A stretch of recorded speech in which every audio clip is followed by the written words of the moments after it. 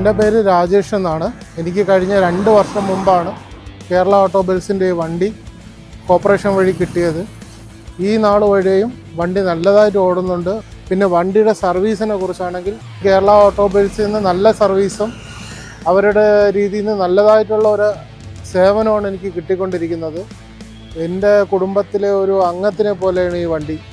വണ്ടിയുടെ മെക്കാനിക്കൽ സൈഡിനെ കുറിച്ച് പറയുകയാണെങ്കിൽ വളരെ നല്ല ഒരു ഫീഡ്ബാക്ക് എടുക്കാം ഈ വണ്ടിയെക്കുറിച്ച്. നല്ല അത്യാവശ്യം ലോഡ് ഗിയറുണ്ട്, ലോഡ് വലിക്കാനായിട്ട് ഒരു പ്രത്യേകം ഗിയറുണ്ട്.